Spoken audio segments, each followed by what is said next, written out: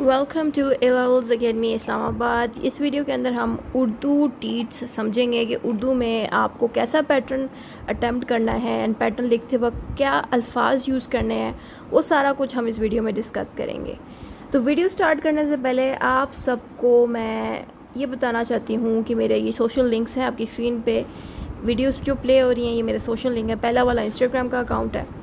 जो स्टूडेंट मुझसे notes purchase करना चाहते हैं चाहे वो किसी भी ईयर का है तो मुझे इंस्टाग्राम से कांटेक्ट करके नोट्स ख़रीद सकते हैं। उसके अलावा मेरा एक फ़ेसबुक पेज भी है जहाँ मैं डिफरेंट पास पेपर्स और कुछ इंपॉर्टेंट इन्फॉर्मेशंस वगैरह लॉ की वो मैं डालती रहती हूँ पेज पे। उसके साथ साथ मेरा एक फ़ेसबुक ग्रुप है, आपको स्क्रीन पे दिख रहा होगा। इस पर मैं डिफरेंट सॉल्व्ड आंसर जो स्टूडेंट्स ने लिखे होते हैं, टीचर्स ने लिखे होते हैं, अकेडमीज़ ने, वो सारे मैं इधर डालती रहती हूँ ताकि किसी स्टूडेंट को अगर फ्री नोट्स चाहिए तो वो यहाँ से ले सकता है। ठीक है, तो अब इस वीडियो को जब मैं स्टार्ट करूँगी तो अब ये माइंड में रखें कि मैं एक ही डीट एक्सप्लेन करूँगी और उसी एक ही डीट से आपने अपनी डीट को सॉल्व करना है। कैसे सॉल्व करना है वो सारा मैं आपको सिखाऊंगी। ये उर्दू डीट हमारे पास लिखी हुई है जो मस्मी है। आप सब स्टूडेंट्स को मैंने एक वीडियो दिखाई थी, स्क्रीन पे आपको एक वीडियो लिंक शो हो रहा होगा, ये मेरे चैनल पे लाजमी देखें। इसके अंदर कुछ ऐसे अल्फाज मैंने डाले हुए हैं जो आपको याद रखने पड़ेंगे पेपर देने से पहले, क्योंकि उसमें इन अल्फाजों के मतलब है। जैसे कि मस्मी क्या होता है, मस्मी जो है मेल के रेफरेंस के लिए हम यूज़ करते हैं, जैसे कि यूज्ड फॉर मेल या बिल के यूज्ड फॉर मेल। मस्मी हम मेल के रेफरेंस के लिए यूज़ करते हैं। जैसे ये मस्मी का नेम डाल दो ना मस्मी, उसके बाद फिर आपने किसी मर्द का नेम लिखना है। अब जो भी उर्दू में आपको मर्द का नेम लिखना आता है उसी तरह से आप कोई भी इमेजिनरी नेम इधर लिख देंगे। फिर आपने वल्द लिखना है। वल्द यूज़ होता है फॉर फादर, जिसे कहते हैं सन ऑफ। ठीक है, सन ऑफ जैसे इंग्लिश में लिखते हैं वैसे उर्दू में होता है वल्द।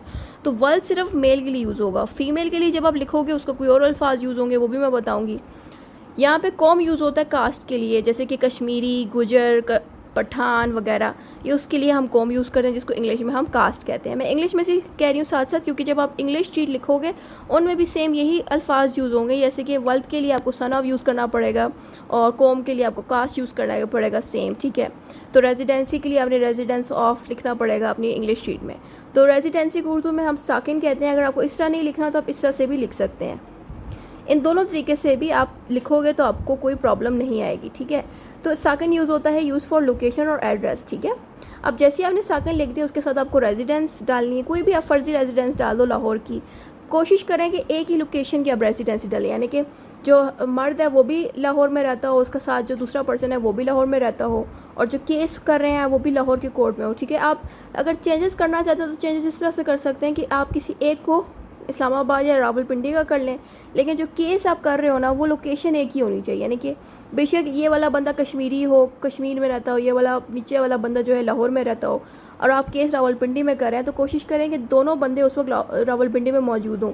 ठीक है, उनका इंसिडेंट, उनका हादसा भी रावलपिंडी की लोकेशन में हो, ताकि जो रावलपिंडी के कोर्ट्स हैं उनके पास जुरिस्डिक्शन उस केस को डील करने की। जुरिस्डिक्शंस आप सबने पढ़ी होंगी कि उसमें टेरिटोरियल जुरिस्डिक्शन आती है। टेरिटोरियल का मतलब ही यही है कि एक ही लोकेशन की पावर्स, मतलब जिस जगह पे हादसा हुआ है उसी जगह की कोर्ट्स पे आप केस लेके जा सकते हो। लेकिन अगर हादसा लाहौर में हुआ है, अब रावलपिंडी में कोर्ट में आ रहे हो केस लेने के लिए, तो रावलपिंडी की कोर्ट्स कहेंगे कि भाई आपका हादसा लाहौर में हुआ है तो अब लाहौर की कोर्ट्स के पास जाए। हमारे पास जो जुरिस्डिक्शन ही नहीं है इस केस को डील करने की। जुरिस्डिक्शन मीन्स कि हमारे पास टेरिटोरियल जुरिस्डिक्शन ही है, क्योंकि केस आपका लाहौर में हो तो लाहौर में होगा। इसलिए यहाँ पे आपने नोट किया होगा कि जब भी केस शुरू होता है तो केस के अंदर एक ही लोकेशन दिखाई जाती है। बेशक आप यहाँ पे लोकेशन चेंज कर लो, लेकिन जो आगे लोकेशन बताई जाएगी ना, जो आपने आगे डीड में या जो प्लेंट है, रिटन स्टेटमेंट में जो भी चीज़ें लिखनी है, उसकी जो लोकेशन होगी वो सेम रखें। बाकी स्टार्टिंग बेशक आप स्टार्टिंग पे जो तारुफ है उसमें लोकेशन जो मर्ज़ी आप डाल दें। ठीक है, अब आप दूसरे बंदे की तरफ आएँ तो दूसरे बंदे अगर फीमेल है ना तो वहाँ पे फीमेल के लिए आप मस्मात यूज़ कर सकते हैं। अगर आप दोनों को मेल रखना चाहते हैं ना तो यहाँ पे आप मस्मात की जगह लिखेंगे मस्मी, और फीमेल के लिए डॉटर ऑफ यूज़ होता है तो डॉटर ऑफ की जगह हम उर्दू में लिखते हैं दख्तर। अगर आप यहाँ पे भी मेल ही लिख रहे हैं तो फिर आप एज इट इज़ इधर वल्द लिखेंगे, यानी कि जो आपने ऊपर लिखा है वो सेम टू सेम आपने नीचे लिख देना है। अगर आपने दोनों मर्दों को डालना है डीड में, अगर दोनों मर्द नहीं है एक औरत है तो आपने औरत को हमेशा सेकेंड लाइन पर लिखना होता है। ठीक है, तो मस्मात जो है फीमेल के लिए यूज़ होता है, दख्तर जो है डॉटर ऑफ के लिए यूज़ होता है, कॉम एज इट्स कास्ट के लिए यूज़ होता है, साकिन जो है यूज़ होता है रेजिडेंस के लिए। सही है। अब आगे ये जो चीज़ें काफ़ी इंपॉर्टेंट है, ये मैं इसमें कास्ट चेंजेस आती हैं आपको, ठीक है। माबद आप रिपीट कर सकते हो अपनी डीड्स में, लेकिन ये जो अगली लाइन है ये डीड के हिसाब से आपको लिखनी है। यानी कि अगर डीड हस्बैंड एंड वाइफ के डाइवोर्स के ऊपर है तो उस हिसाब से पहले वाले में शोहर का जिक्र करना है, दूसरी जगह पे जोजा का। लेकिन अगर डीड पावर ऑफ अटर्नी पे है तो इसमें आप माबद अव्वल लिख सकते हो, माबद दोहम। माबद अव्वल का मतलब है कि पहला बंदा, माबद दोहम का मतलब है कि जो दूसरी लाइन में जिस बंदे का रेफरेंस दिया गया है उसको हम दोहम कहते हैं। उर्दू में सेकंड को दोहम कहा जाता है, ठीक है। तो इस तरह से आपको डिफरेंसेस आएंगे, यानी कि माबद आप सेम रिपीट कर सकते हो सब डीड्स में, लेकिन ये जो सेकंड पोर्शन है ना, ये आप डीड को देखते हुए चेंजेस करोगे। सही है। अब जिसके पास मेरे नोट्स मौजूद हैं, जिन्होंने मेरे नोट्स परचेज़ किए हैं, तो आप देखना कि आपको माबद के बाद काफ़ी चेंजेस मिलेंगे। जैसे कि माबद के बाद दोहम अव्वल लिखा हुआ आएगा, या उसकी जगह अगर आप गिफ्ट डीड कर रहे हो, गिफ्ट डीड अगर आपको पेपर में आ गई है तो गिफ्ट डीड में आपने यहाँ पे लिखना है माबद मुहिब्बे आलिया, यानी कि जो बंदा जिसको हम गिफ्ट देते हैं, जो बंदा गिफ्ट लेता है उसको मुहिब्बे आलिया कहते हैं, मुहिब्बे आले, ठीक है। इस तरह से कुछ नेम आएगा, वो आप देख लें। तो उसके माबद, उसके साथ माबद लिखा होगा मुहिब्बे आलिया, ठीक है। तो मैं ये चीज़ें इसलिए आपको बता रही हूँ क्योंकि देखिए डीड मैं एक ही बता रही हूँ, लेकिन आपको अपने हिसाब से चेंजेस करनी है। जैसे कि यहाँ पे डीड चल रही है हस्बैंड एंड वाइफ की डिवोर्स की, अगर हस्बैंड एंड वाइफ ने मेंटेनेंस की डीड मांगी है, मेंटेनेंस की डीड मांग ली है, या कोई ऐसी डीड मांग ली जिसमें हस्बैंड एंड वाइफ का जिक्र आ गया, तो ऐसी सिचुएशन पे उनमें हस्बैंड एंड वाइफ का आप जिक्र करेंगे। लेकिन अगर ऐसी डीड्स है जिसमें पार्टनरशिप है, या आप कह लें कि कोई बिज़नेस की डीड लगी हुई है, ठीक है, कुछ भी ऐसा है जिसमें दो मर्द हैं, तो ऐसी सिचुएशन पे आपने ये जो ये पॉइंट्स हैं ये चेंज हो जाएंगे। बाकी माबद आप सेम ही लिखें, ठीक है। उसके साथ साथ ये चीज़ें भी चेंज होंगी। अगर मेल है तो यहाँ पे मेल की जगह वल्द आएगा फादर के लिए, और मस्मी यूज़ होगा। सही है। तो ये चीज़ें माइंड में रखते हुए चेंजेस करनी है। अब हम नेक्स्ट पोर्शन में मूव ऑन करें। नेक्स्ट पोर्शन में सबसे पहले आएगा मोरखा। मोरखा यूज़ होता है डेट के लिए।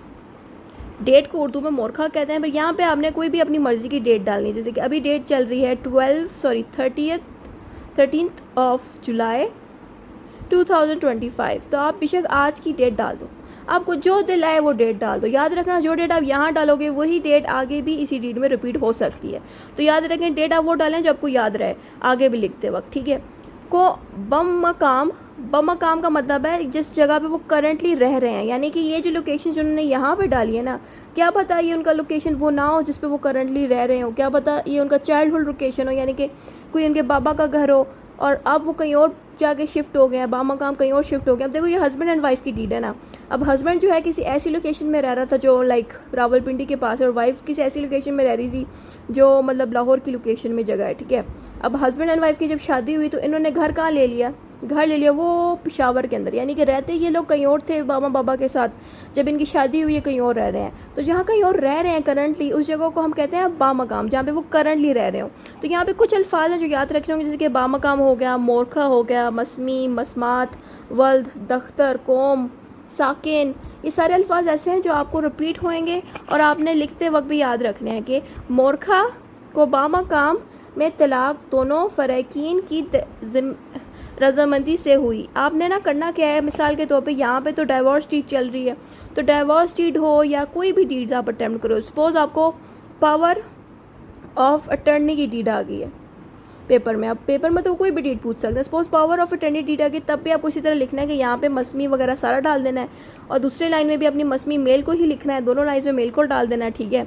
इसमें भी आपने सेम लिखना है कि मोरखा को बामकाम इस लोकेशन में फ़लाँ बंदे को मैंने पावर ऑफ टर्नी की ताकत दे दी है, क्योंकि मैं जो है कोर्ट में नहीं जा सकता वगैरह वगैरह, जो भी पावर ऑफ अटर्नी बनती है ना उस हिसाब ने अच्छा सा करके लिख देना है। अब पावर ऑफ अटर्नी का यही मतलब होता है ना कि आप खुद कोर्ट नहीं जा सकते, तो आप अपने लिए एक ऐसे बंदे को रखते हो जिसको आप सारी पावर्स दे देते हो कि वो मेरी जगह कोर्ट जाए, कोर्ट में फ़ैसला करे, सारा कुछ करे, इस बंदे को हम पावर ऑफ अटर्नी दे देते हैं। तो उस तरह की आपने खुद से फ़र्जी बातें लिख लेंगे, जो स्टार्टिंग लाइन्स है वो आपको इसी तरह ही स्टार्ट करनी है। चलो पावर ऑफ अटर्नी अब अटैम्प्ट नहीं करते, आपको क्वेश्चन आ गया पेपर में, गिफ्ट डीड आ गई है, तो गिफ्ट डीड में भी आप पहले लाइन में भी मर्द को लिखो, दूसरी लाइन में भी मर्द को लिखो। अगर आप मर्द को नहीं लिखना चाहते तो औरत को लिखो, लेकिन याद रखो औरतों को भी लोग गिफ्ट देते हैं, लेकिन उसका एक इस्लाम में जितना अमाउंट लिखा हो तो उस हिसाब से आपको लिखना पड़ेगा। इसलिए उस चीज़ से बचने के लिए आप कोशिश करो कि यहाँ पे सेकंड लाइन में भी मर्द को लिखो, ठीक है। तो जब आप मर्द को लिखोगे उसका भी ऐसे ही आपने स्टार्टिंग लिखनी है कि मोरखा को बामकाम इस लोकेशन में मैंने अपने भाई के बेटे को अपनी फ़लाँ प्रॉपर्टी हिब्बा कर दी है। हिब्बा मीन्स गिफ्ट कर दिया। जो प्रॉपर्टी लिखोगे ना, प्रॉपर्टी को भी आपने एज इट इज़ प्रॉपर्टी के साथ भी सकना डाल देना है, और सकना डाल के फिर उसकी लोकेशन डाल देनी है डीड के अंदर भी, ठीक है। तो इस तरह से अपनी डीड सारी अपने माइंड को यूज़ करते हुए चेंजेस करनी है, लेकिन जो स्टार्टिंग है वो एज इट इज़ सेम ही होगी। तो ये जब आपको समझ आ गया, अब हम नेक्स्ट पोर्शन पे जब आप मूव ऑन करें, तो ये देखो, ये तो तलाक की डीड है, लेकिन तलाक की डीड से आपको कॉन्सेप्ट क्लियर हो जाएगा कि आपको बाकी की डीड्स कैसे लिखनी है। यहाँ पे देखिए, मेरी जोजा जो कि डैश, इसलिए मैं आज मोरखा डैश पूरे होशो हवास में अपनी जोजा मस्मात को तलाक बाइन देता हूँ। अब देखें यहाँ पे मेरी जोजा को, अब यहाँ पे आपने वजह बतानी है कि मैं अपनी वाइफ को क्यों जो है तलाक दे रहा हूँ। वैसे ही जब आप अगर पावर ऑफ अटर्नी दे रहे हो, तो यहाँ पे आप जोजा की जगह लिखोगे कि मैं फ़लाँ बंदे को पावर ऑफ अटर्नी को, उर्दू में जो भी अल्फाज बनते हैं वो सारे अल्फाज लिख के, कि मैं इस बंदे को इसलिए पावर ऑफ अटर्नी दे रहा हूँ क्योंकि मैं माजूर हूँ, मैं कोर्ट नहीं जा सकता। अगर माजूर अब नहीं हो, आप फ़ीमेल हो, आप एक बेवा हो, फ़ीमेल हो, लड़की, और आपको नहीं पता कि आप कोर्ट जा सकती हो, कोर्ट के क्या मामला है, तो आप ये कह सकते हो कि मैं अपने भाई को पावर ऑफ अटर्नी दे रही हूँ कि मेरे मामलात वो खुद देख ले। और जितने भी पावर्स लिखी होती पावर ऑफ अटर्नी की, वो सारी आपने डाल देनी है लिस्ट बना के, ठीक है। और पावर ऑफ अटर्नी की दोनों, like special power of attorney और जनरल पावर ऑफ अटर्नी, उनके डिफरेंट पावर्स हैं, ऑलमोस्ट सेम ही है, बट थोड़ा सा ही फ़र्क होगा। एज इट इज़ आप उसको एक लिस्ट बना के डाल दो कि वो मेरी जगह साइन भी कर सकता है, वो मेरी जगह कोर्ट में केस भी कर सकता है, वो सारी बातें आपने लिख देनी है, ठीक है। तो वजह भी लाजमी बतानी है, वजह सबसे पहले आपने बतानी होती है, ठीक है। तो वैसे ही अगर आप तलाक भी दे रहे हो ना वाइफ को, तो भी आपको वजह बतानी होती है। उसके बाद आपने जैसी वजह बता दी, उससे अगली लाइन में आपने डेट देनी होती है कि किस डेट को मैंने जो है तलाक दिया। अब डेट लिखने से पहले भी आपको मोरखा डालना है, ठीक है। और जब भी आप अपनी डीड को लिखते हो, तो अपने ये लास्ट लाइन, ये वर्ड है ना होशो हवास में, ये हर डीड में रिपीट होएगा। यानी कि आप चाहे अपनी प्रॉपर्टी दे रहे हो, चाहे आप तलाक दे रहे हो किसी को, चाहे आप पावर ऑफ अटर्नी दे रहे हो, आपने ये होशो हवास में लाजमी लिखना, ताकि जो है पता चल सके कि आप पे किसी ने दबाव नहीं डाला ये डीड लिखते वक्त, ठीक है। उसके साथ आपने, जैसे यहाँ पे एक फ़र्जी सी कहानी बनी है कि मेरी जो वाइफ़ है वो बच्चा नहीं दे पा रही थी वगैरह वगैरह, इस तरह करके आपने लंबी लंबी लाइनें डाल देनी है। आपकी मर्ज़ी, आप डीड लंबी लिखो, छोटी लिखो। मैंने छोटी सी ही लिखी है। मैंने इस डीड में सिर्फ लिखा है कि मेरी जो वाइफ़ है, रीज़न दे दिया कि वो प्रेग्नेंट नहीं हो सकती, या मेरे साथ उसका सही इस्लाम दवा नहीं बन रही है, वो अच्छे किरदार की नहीं है, जो भी रीज़न जो है अपने डालनी है डाल दो। उसके बाद आपने वो डेट डाल देनी है जिस दिन तलाक हो रही है। उसके बाद अपने होशो हवास के बारे में बता देना है, ठीक है, कि मैं पूरे होशो हवास में फ़लाँ बंदे को, अब जैसे देखो, बंदे का नाम लिखने से पहले भी आपने मस्मात डालना है। अगर फीमेल है तो मस्मात, मेल है तो मस्मी, तो फिर मस्मी डाल के दोबारा से आपने उस मस्मी का नेम लिख दें। अब ज़रूरी नहीं है कि आप सिर्फ मस्मी लिख के उसके साथ वर्ल्ड भी लिखो। कुछ चीज़ में ऐसा भी हुआ है कि मैंने मस्मात करके उसके साथ तख्तर, फिर दोबारा से जो ऊपर वाली लाइन नहीं है ये वाली, दोबारा से मैंने वो रिपीट किया। तो आप रिपीट भी कर सकते हो, आपकी मर्ज़ी है कि आप इसके साथ दोबारा वो सारा रिपीट कर दो, या सिर्फ और सिर्फ उस फीमेल का नाम लिख दो या मेल का नाम लिख दो जिसको आप डिवोर्स देना चाह रहे हो, जिसको आप अपनी प्रॉपर्टी देना चाह रहे हो, जिसको आप कुछ भी जिससे करवाना चाह रहे हो, ठीक है। फिर बाकी सारी आपने कहानियाँ डाल के एंड कर देनी है इस लाइन, लास्ट लाइन को, ठीक है। और फिर जैसे ही आपने लास्ट लाइन ख़त्म की ना, तो बिल्कुल जो एंडिंग लाइन है, बिल्कुल जो एंडिंग लाइन है ये वाली, इसमें हमने लिखना है, अब मस्मात डैश को पूरा इख्तियार है कि वो इद्दत के बाद जिस शख्स से चाहे निकाह करे, मुझे कोई एतराज़ नहीं है। जैसे कि यहाँ पे डिवोर्स की लिस्ट से बताया गया, तो अब यहाँ पे अगर आप कोई अपनी प्रॉपर्टी दे रहे हो, तो आप इसमें लिख सकते हो कि अब मस्मी डैश डाल दो, यहाँ पे डैश, इस तरह डैश ला के लिखो अली इमरान, इस तरह लिख के कि मस्मी अली इमरान वल्द अब्दुल मलिक सकन लिख के, इस तरह जैसे ऊपर डाला था दोबारा लिख के एंड पे लिख दो कि मस्मी फ़लाँ फ़लाँ फ़लाँ को मैं अपनी प्रॉपर्टी दे रहा हूँ और मुझे कोई एतराज़ नहीं है कि वो इस प्रॉपर्टी को आगे बेचे या अपने लिए रखे, ठीक है। इस तरह करके आपने एंड कर देना है, क्योंकि आपने क्या किया ना कि आपने स्टार्टिंग पे अपनी प्रॉपर्टी जो है दे दी और पूरे होशो हवास में दे दी, ठीक है। और आपने ये भी कह दिया कि मैंने अब जब प्रॉपर्टी दे दी है इस डीड के अंदर, इस जो भी नाम है हिब्बा नामा में, उर्दू में गिफ्टेड को कहते हैं हिब्बा नामा, तो आपने कहना है कि मैंने इस हिब्बा नामा में अपनी जो प्रॉपर्टी है दे दी है, अब मेरा इस प्रॉपर्टी से कोई ताल्लुक़ नहीं है, मेरा इस प्रॉपर्टी से कोई ताल्लुक़ नहीं, यहाँ से लेके यहाँ तक इस आखिरी लाइन में आपने लिखना है कि मेरा इस प्रॉपर्टी से कोई ताल्लुक़ नहीं है। ये करने के बाद जो इसके बाद जो एंड लाइन आएगी उसमें हमने कहना है कि अब ये जो प्रॉपर्टी है ये मस्मी फ़लाँ फ़लाँ फ़लाँ सारा उसमें डाल देना, मस्मी, उसके वल्द, उसकी लोकेशन जो आपने ऊपर डाली दोबारा रिपीट करके कह देना है कि अब ये जो प्रॉपर्टी इसकी है, मुझे कोई एतराज़ नहीं, इसको प्रॉपर्टी को बेचे रखे जो मर्ज़ी करे, क्योंकि अब ये प्रॉपर्टी इसकी अपनी है, ठीक है। तो ये सब मेरा बताने का मकसद ये था ना कि डीड जो है अब मैं सारी डीड्स तो नहीं आप लोगों के सामने पढ़ सकती, क्योंकि डीड्स जो है बहुत डिफरेंट होती हैं, अंदर से चेंजेस करनी पड़ती हैं खुद से। लेकिन जब चेंजेस करनी पड़े तो थोड़ा सा आपको बस अपना दिमाग लगाना है कि स्टार्टिंग पे आपको मैंने बता दिया पैटर्न, ठीक है। अगर मेल दोनों को आप मेल रखना चाहते हो तो दोनों जगहों पर अपने मसमी कर देना है और वल्द कर देना है। अगर आपको एक को फीमेल करनी है तो फिर आप इस तरह से फीमेल एक साइड पर लिख सकते हो। फिर उसके बाद ये आप सेम टू सेम लिखो जो ये मैंने यहाँ पर स्टार्टिंग लिखी है। इसमें जैसे कि तलाक की बात हो रही तो आप तलाक की जगह अगर प्रॉपर्टी देना चाह रहे हो गिफ्ट, तो प्रॉपर्टी का जिक्र कर लो स्टार्टिंग पे, ठीक है। और प्रॉपर्टी की लोकेशन बता दो दूसरी लाइन में कि मेरी फ़लाँ प्रॉपर्टी जो है, प्रॉपर्टी का भी आप जिक्र करो कि वो इतने बड़ी साइज़ की है और वो फ़लाँ लोकेशन में है, उसका ये प्राइस है। वो सारा जब आपने जिक्र कर दिया, फिर जिसको आप देना चाहते हो आप सारा बता दो, और क्यों देना चाहते हो कि उसने मेरी खिदमत की उस बंदे ने, इसलिए मैं उस इंसान को ये प्रॉपर्टी दे रहा हूँ, ठीक है। इस तरह करके आपने यहाँ से लेके छोटे से पोर्शन में सारी डिटेल्स दे देनी है। और फिर इस लाइन पे आपने ये बताना है कि अब मेरा इस प्रॉपर्टी से कोई ताल्लुक नहीं है। फिर जो लास्ट लाइन है उसमें ये कहना है कि ये जो प्रॉपर्टी है मैंने कम्प्लीटली दे दी। और अब इवन आप पावर ऑफ अटर्नी और स्पेशल पावर ऑफ अटर्नी दोनों जब देखोगे उसमें भी इसी तरह से ही डीड स्टार्ट होती है। और अगर डीड उस तरह से स्टार्ट अगर नहीं भी हो रही ना जिस तरह से बुक्स में लिखी है तो कोई मसला नहीं है। जिस तरह से मैंने पैटर्न आपको बताया इस तरह से आप स्टार्टिंग करोगे, इस तरह से भी आपके मार्क्स अच्छे आ जाएंगे, क्योंकि पैटर्न हर जगह पे चेंज होता रहता है डीड्स का। कुछ जगहों पे क्या होता है कि इस तरह से स्टार्टिंग नहीं दी जाती, डायरेक्ट ही डीड शुरू हो जाती है, यानी कि डायरेक्ट ही इस तरह से बातें शुरू हो जाती है, इसी के अंदर ही मसमी और वल्द वगैरह आ जाता है। तो बेहतर है कि आप स्टार्टिंग पे ही मसमी और वल्द वगैरह लिख दो ताकि आपको पैटर्न में कोई छेड़छाड़ ना करनी पड़े, ठीक है। जैसा पैटर्न यहाँ पे लिखा है ऐसे ही पैटर्न एज इट इज़ आप लिखो अपने पेपर में, ठीक है। और जो जैसा क्वेश्चन आया है जैसे कि अगर पावर ऑफ अटर्नी है तभी आप इसी तरह का पैटर्न डालो, दोनों बंदों को मेल कर दो, ठीक है। और पावर ऑफ अटर्नी किसी बंदे को बना दो, अपने भाई को बना दो, अपने हस्बैंड को बना दो, किसी को भी आप बना दो, ठीक है। और ख़ुद को आप फीमेल बना दो। अगर आप खुद फीमेल हो ना तो फिर आपने अपना नेम मसमी की जगह मसमात डालना है, ठीक है। यानी कि अगर आप खुद डीड लिख रहे हो ना, जो बंदा खुद डीड लिखता है उसको आपने स्टार्टिंग पे लिखना है। अगर आप खुद फीमेल हो तो आपने यहाँ पे लिखना होगा मसमात और तख्तर डॉटर ऑफ, ठीक है। और जिस बंदे को आप बना रहे हो अगर वो मेल है फीमेल है, तो अगर मेल है तो यहाँ पे मसमी लिखोगे सेकंड पे। अगर दूसरा बंदा जिसको पावर ऑफ अटर्नी दे रहे हो अगर वो मेल नहीं है तो उसको आप फीमेल रखना चाहते हो तो फिर एज इट इज़ उसको फीमेल ही रहने दो, ठीक है। दोनों तरफ मसमात कर दो, सही है। तो इस तरह से आपको ये डीड अटैम्प्ट करनी है। अब डीड की एंडिंग देख लेते हैं, एंडिंग कैसे होती है। अब एंडिंग देखो, एंडिंग में हमने लिखना है लिहाजा ये तलाकनामा लिख दिया गया है ताकि सनद रहे, बस इतना कर देना। आपको ये एक्स्ट्रा लाइनें लिखने की ज़रूरत नहीं है, आपने एंड पे बस इतना लिखना है लिहाजा ये तलाकनामा लिख दिया गया है ताकि सनद रहे। इसका मतलब ये है कि ये जो डीड है ना हमने लिख दी है ताकि हमारे पास महफूज रहे, ये बस इतना सा इसका लाइन है। ये आपने एंडिंग पे लिखने से पहले, एंडिंग करने से पहले बस ये डाल देना है। एंडिंग पे आपने जो है विटनेसेस के बारे में जिक्र करना है, अल आबिद, खावंद, वल्द। अब आपने इसमें देखें मर्द को पहले लिखा है यहाँ पे, फिर उसके बाद फीमेल को लिखा है। फीमेल और मर्द को इस तरह लिख दिया, फिर उनके नीचे इनके गवाह को आपने लिख देना एज इट इज़। अगर आप दोनों मेल लिख रहे हो ना मेल, तो यहाँ पे भी एक मेल लिख दो, यहाँ पे भी एक मेल लिख दो, उनके साथ एक गवाह यहाँ पर डाल दो, एक गवाह यहाँ पर डाल दो, ठीक हो गया। तो इस तरह से आपने जो है डीड ख़त्म करनी है उर्दू की। तो इतना ही था इस डीड के अंदर। Thank you for watching. अगर आपको कोई भी चीज़ समझ ना आ रही हो तो आप पूछ सकते हैं। एंड डीड्स मुश्किल नहीं होती, सिर्फ आपको थोड़ा सा अपना दिमाग को लगाना है, ठीक है। और जो डीड्स हैं पावर ऑफ अटर्नी की जितनी भी हैं मेरे नोट्स में मौजूद हैं, वो वहाँ से आप पैटर्न देख लें।